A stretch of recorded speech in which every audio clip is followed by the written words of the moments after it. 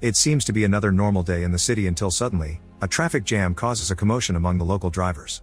A businessman has suddenly stopped his car in the middle of the street because for an unknown reason, he's gone completely blind.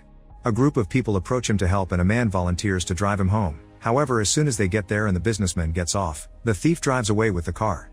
The businessman is left lost outside, but the thief returns seconds later pretending to be a different person to help him reach his apartment, offering his company for the afternoon. This time it doesn't work. The businessman has learned his lesson and kicks the thief out once he's safe at home. A few hours later, the businessman's wife arrives and as soon as she learns about her husband's blindness, she takes him to see a specialist. Since it's an emergency, the doctor allows them to cut in line and go first. Unfortunately, no matter what machine the doctor uses to check the businessman's eyes, he can't find any signs of damage or illness, which means it must be neurological. The businessman will have to go to a hospital and get some tests done there, although the doctor has never heard of something like this before. After the couple leaves, the doctor receives his other patients, which include a child, a woman with sunglasses and a man with an eye patch. Meanwhile, the thief is driving the stolen car around town and trying to avoid the cops until he has no choice but to pull over because he has gone blind as well. He ends up going to the police for help, and when an officer takes him to his old home, his ex-wife refuses to let him in. Later in the evening, Sunglasses Woman goes to a hotel and after asking the bartender for a drink, she joins her client upstairs. Their meeting goes well, but the afterglow is ruined when she suddenly starts freaking out as her vision goes white too. The doctor goes home to have a lovely dinner with his wife, and all goes well until they wake up the next morning and he also finds himself unable to see. They call the hospital to warn them about a possible infection going around, and they're believed because the child is there too, unable to see as well. Soon cases of sudden blindness begin appearing all over the city, and the government begins taking the first steps to stop it. The doctor's office is closed by the authorities, and the doctor himself is taken away to be quarantined. His wife can't stand the idea of being away from him, so she decides to lie and pretend she's blind too in order to be quarantined with him. The couple is taken to a derelict asylum, which is completely empty and not even other doctors will be staying there with them. Each ward has a phone to contact the guards outside, but it can only be used for emergencies and each ward must have a representative as the only person that can use it. Soon, more people start arriving, like the thief, the sunglasses woman, the kid, and the businessman. The doctor and his wife agree to keep her sight a secret, and by pretending she explored and memorized the place when they arrived, the doctor's wife becomes a guide for everyone when they need help with things like going to the bathroom. During their first trip out of the room, the thief walks behind Sunglasses Woman and gets a little too handsy, which makes her respond by kicking him in the leg. Her heel causes a serious wound that the doctor and his wife end up bandaging with a shirt, because there's no first aid kit around. Later, the doctor's wife can't sleep, thinking about a possible infection of the thief's leg and afraid she may wake up blind too. The doctor tries to get frisky with her, but she prefers to take a walk to deal with her worries. The next morning, more people arrive, and the businessman gets to reunite with his wife while the kid laments that his mother hasn't shown up yet. The doctor and his wife try to talk to the guards and ask for help for the thief's leg, but the guards don't cooperate. They just point their weapons at them and make them return to their room under threat. Sometime later, they receive their first box of food, which is as bad as a school or prison cafeteria. There's also not enough of it. The doctor's wife tries using the emergency phone to ask for more food and a first aid kit, but nobody picks up her call except for an answering machine where she leaves plenty of messages. Weeks start to pass and each day, more and more infected people are sent to the asylum. The doctor's wife ties a cloth line between wards as a guide and the doctor's chosen as representative of Ward 1, but keeping order soon becomes impossible. Since everyone is blind, they soon stop caring about tidiness, and people begin wandering around without clothes and relieving themselves in the middle of the hallway. The businessman tries to keep his mood up by chatting with his wife about their young days, but his wife can't stand to even think about happier times. One afternoon, the doctor's wife hears a noise and discovers Eye Patch Man has a radio with him that he has been listening to in private. She convinces him to share the news with everyone, since they're all desperate to know what's happening outside. Eye Patch Man explains that there aren't many stations left, but he got the general gist of it. The first 24 hours there were hundreds of cases, which the government simply solved by sending the blind people to the asylum and asking everyone else to stay home. Then, the general public had to watch how specialists around the world got together to have conferences where they used lots of words to just say they didn't know what was going on. Soon even the specialists got infected and the sickness began appearing overseas. People got tired of waiting at home and tried to go outside, but soldiers were on watch and arrested anyone breaking the rules. The city became chaos, especially because car crashes kept happening and even planes began to fall as well. Citizens began getting scared and decided to stay home after all, so now the city is a desert and the government is doing nothing about it because they're blind as well. Days later, a huge group of infected people is brought to the asylum, and the soldiers show how vicious they've become by shooting a man for simply getting off the line by accident. The sound of the gunshot triggers people's panic and everyone rushes inside by pushing each other without a care and even breaking the doors. The worst part is, the soldiers don't even come to pick up the body. Hoping they can bury it themselves, the doctor's wife requests a shovel, which the soldiers throw in the middle of the yard without moving from their towers. Since the doctor's wife is still pretending to be blind, she asks for directions, and the soldiers mess around with her until she finds the shovel and gives them the finger. Meanwhile, the doctor is trying to communicate with the representatives of the other wards to coordinate the burials. Since 2 more people have gotten shot, he also wants to discuss the fact one of the wards is taking more food than their fair share. The bartender gets tired of hearing the doctor act as a leader and declares himself king of Ward 3, his first order being that his ward can eat all they want before they even consider helping with the bodies. Later, the doctor's wife goes to check on the thief, who has a fever because his legs got a serious infection. She tries to stay supportive, but the thief suddenly threatens her as he reveals he knows she isn't blind, causing the wife to rush back to her husband and finally have a breakdown. The thief can't stand the pain anymore and waiting for things to end naturally is just an exercise in agony, so he drags his body outside and lets the soldiers shoot him. The doctor's wife feels guilty and begins wondering if she should tell everyone the truth, but the doctor forbids her to do it. He also expresses his worry over the fact their relationship has become something more like a nurse and a patient instead of a marriage.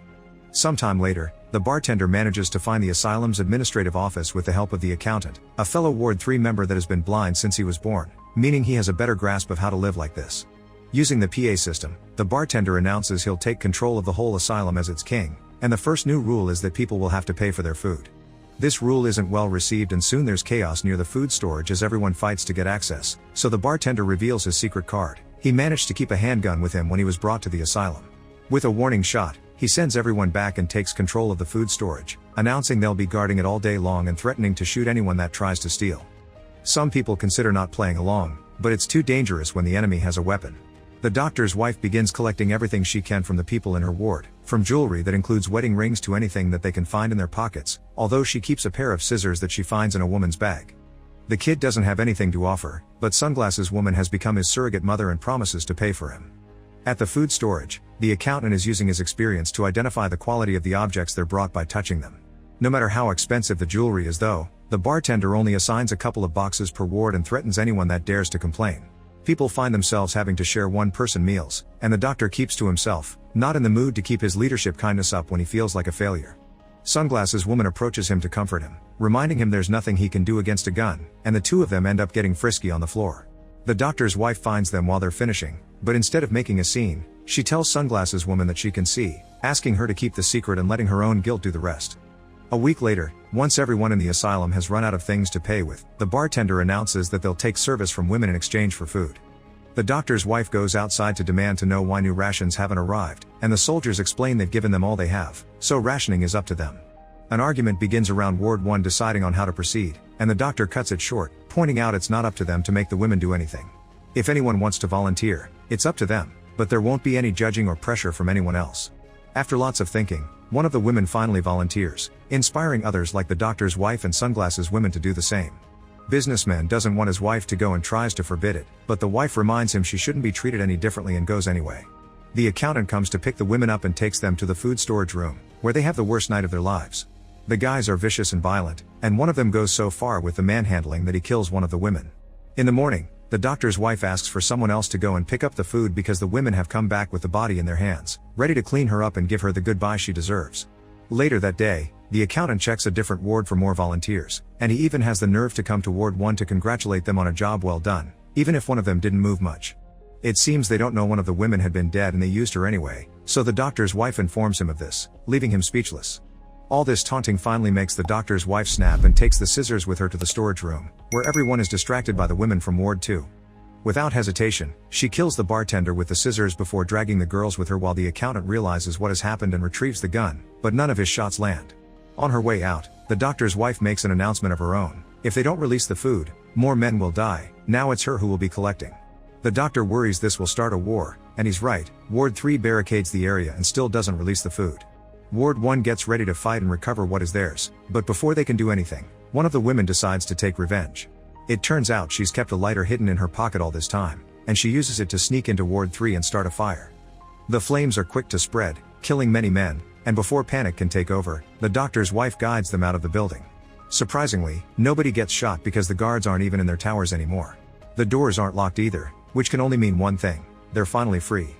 The doctor, his wife, the kid, eye patch man, sunglasses woman, the businessman, and his wife decide to stick together as they make their way downtown, where they discover society has collapsed. The city has become a post-apocalyptic wasteland where the few people left wander around as they try to survive, attacking each other if they even suspect there can be food in their pockets. Some animals are even feeding on bodies. The doctor and his wife leave the group hidden inside a bar while they go to the nearest market to see if they can find some food. The people there are grasping at the few things that are left on the shelves, but the doctor's wife can see and is able to find a set of stairs that takes her to a storage room while the doctor gathers clothes. After filling a few bags, the wife tries to make her way out, but the people there hear the noise the things in her bags make and jump on her to rob her. Fortunately, the doctor hears this and comes to help, pushing everyone away and putting himself between the crowd and his wife as a shield as they run out of the building. Once they're far enough, the wife takes a moment to get herself together while the doctor goes back to retrieve the clothes he had dropped on their way out, and a cute dog takes the chance to come closer and befriend her. Suddenly, to everyone's surprise, it begins raining, and the wife takes the dog with her inside a church to wait for her husband under a dry roof. The church is incredibly crowded and all the statues have had their eyes covered, yet a priest won't stop promoting the word of God. Outside, people are taking the chance to collect water and wash their bodies since they hadn't had clean water in a long time. The doctor comes back with the clothes and picks up his wife to rejoin the group with the dog following them, becoming their new companion. The group eats some rations inside the bar and decides to stay the night there to rest properly. Then in the morning, they go out again, carefully walking through the city to reach the house of the doctor and his wife, who have offered to share it with everyone. From then on, the group manages to establish a routine. With the guidance of the wife's sight, they clean the apartment and share the doctor's clothes. They only go out when they need to find food, and they collect water and wash whenever it rains. Eye Patch Man wishes to live with them forever because they've become a family, and the businessman's wife finally reconnects with her husband, sharing some memories of their young days as well. The doctor and his wife also get to reconnect, and now that she isn't overwhelmed with stress anymore, she accepts to get frisky with him again. Weeks later, everyone is getting ready for breakfast when the businessman suddenly starts yelling. In the same abrupt way blindness had come to him, it is now gone and he can see again. Everyone starts celebrating as they understand their bodies can fight off the disease and blindness is temporary, which means hope is back on the table for their futures. Make sure to subscribe and turn on notifications so you can watch more videos like this. Thanks for watching.